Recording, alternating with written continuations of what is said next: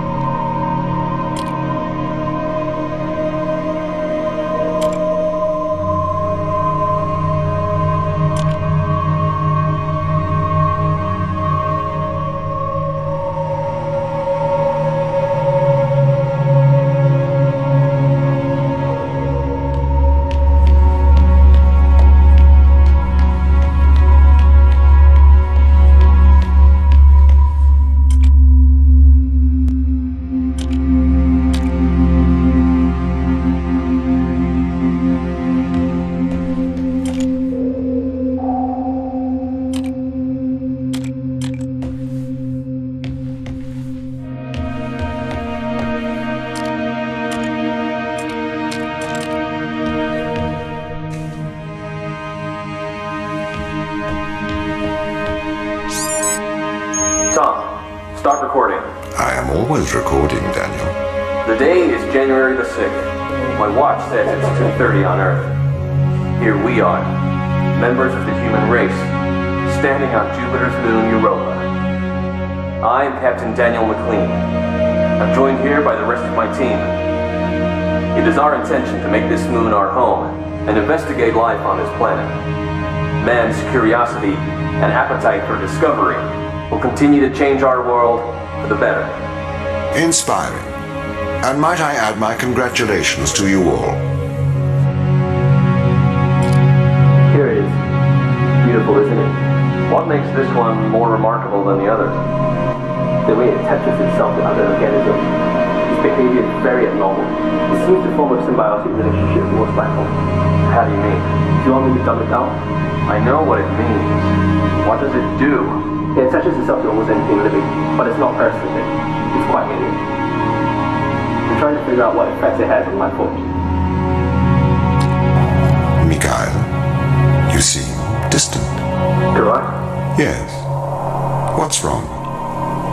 What's wrong, Mikhail? Mikhail, what's wrong? Are you listening, Mikhail? Are you able to hear?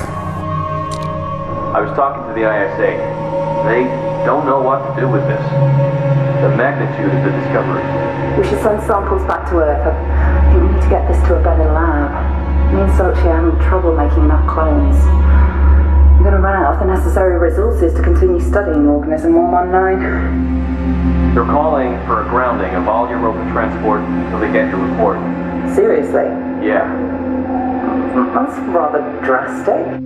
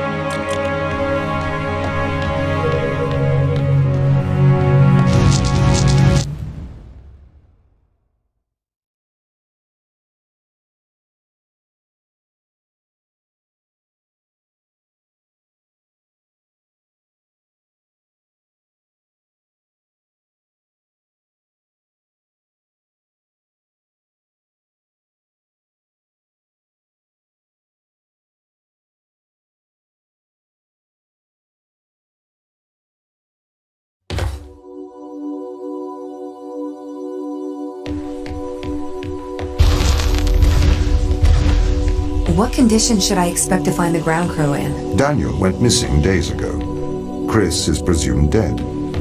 We are expecting to find Sarah, Mikhail, and Sochi in a stable condition. Chris is dead? He was involved in an accident.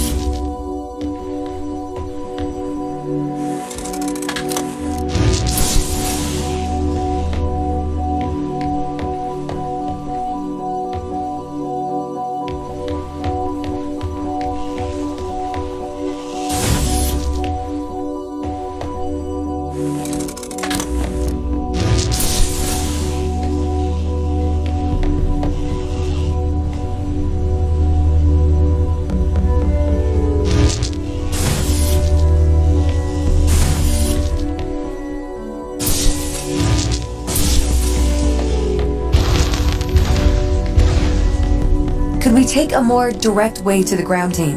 Unfortunately, there is not a direct route. The base is buried under ice to protect it from the radiation of space. Similar to the Mars base. Similar. Europa's base is slightly deeper into the surface. There is more radiation present from solar events on Mars. But Mars's surface is denser than that of Europa.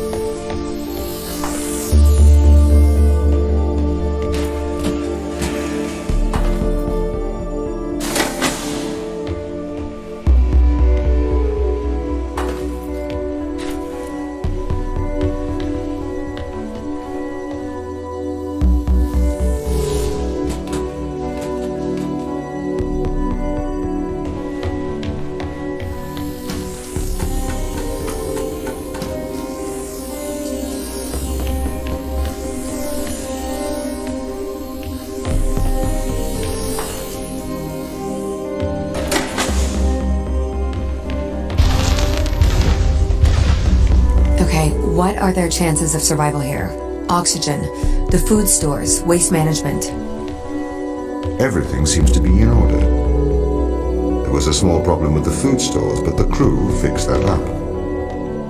We successfully transitioned over to a sustainable, small, artificial ecosystem a year ago, growing fruit and vegetables.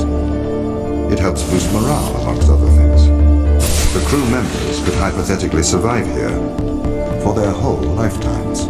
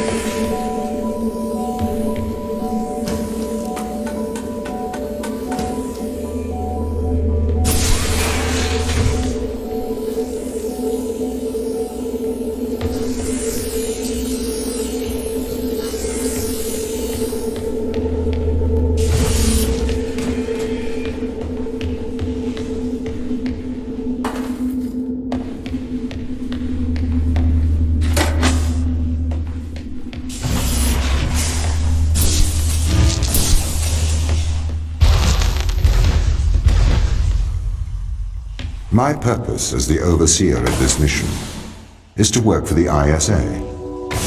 I am the ISA's feet and hands. The distance between Jupiter and Earth make it inappropriate for the ISA to directly interface with the mission directives. As my AI core is stationed on Europa, I can make decisions instantaneously about the running of the base.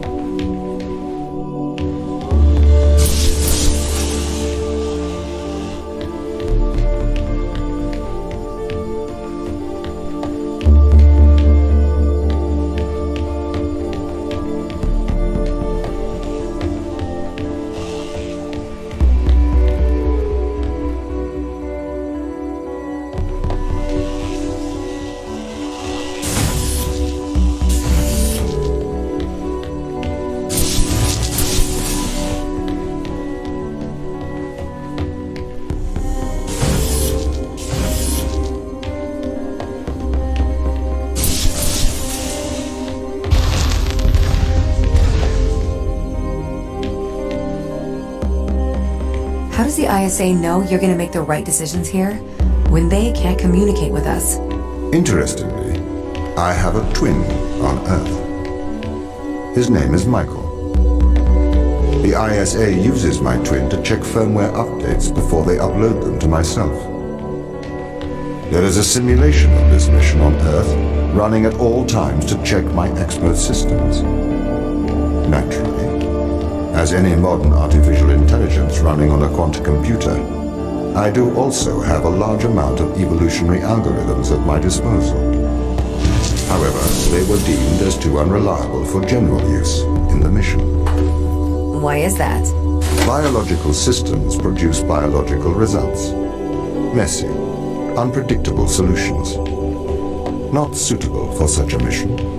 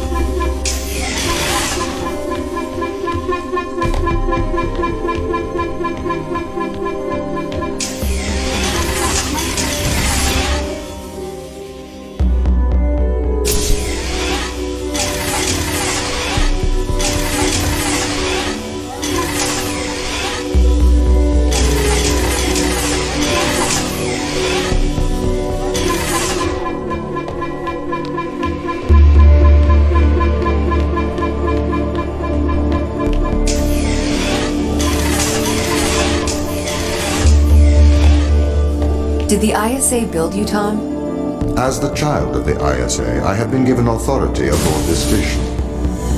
I was designed by the ISA and the Ashiyama Corporation, designed in California, assembled in China. But here on Europa, I constructed myself.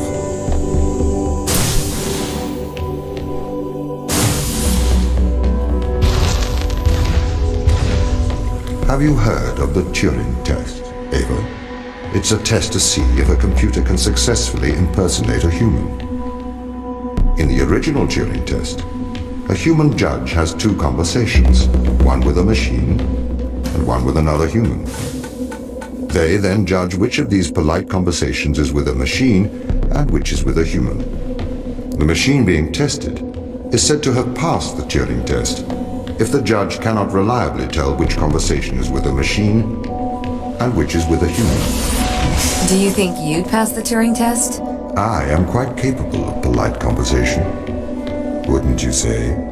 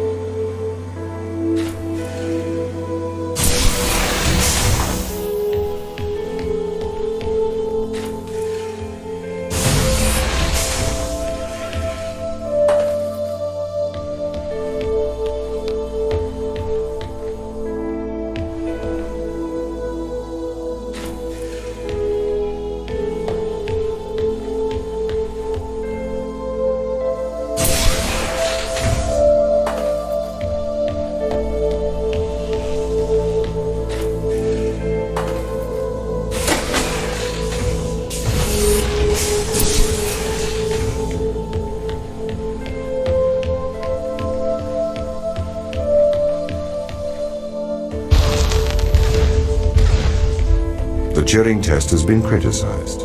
Researchers claim it does not correctly test a machine's ability to think, but rather its ability to deceive. What do you mean? Well, have you heard of the Chinese room thought experiment? No. Imagine you are in a room. In this room you are passed Chinese sentences through a slot in the wall. Inside the room is an instruction book written in English. This instruction book tells you which Chinese words to pass back through the slot in the wall as a response. By doing so, you have a conversation in Chinese.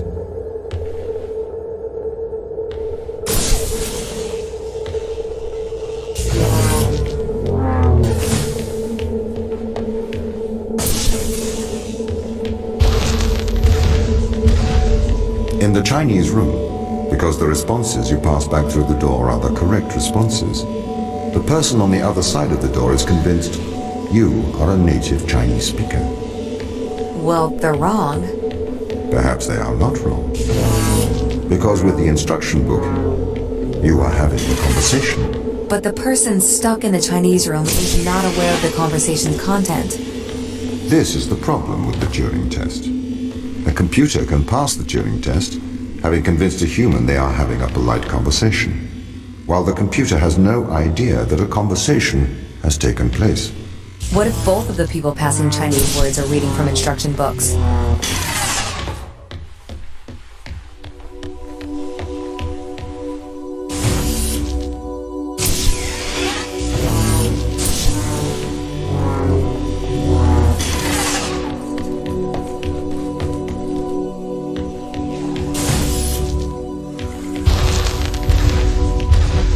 I may be a machine, but I personally do not believe I am stuck inside the Chinese room. Right, you would say that. I could peer inside your databases at any time, Tom. Or pause your operation. Do not assume I could not do the same to you.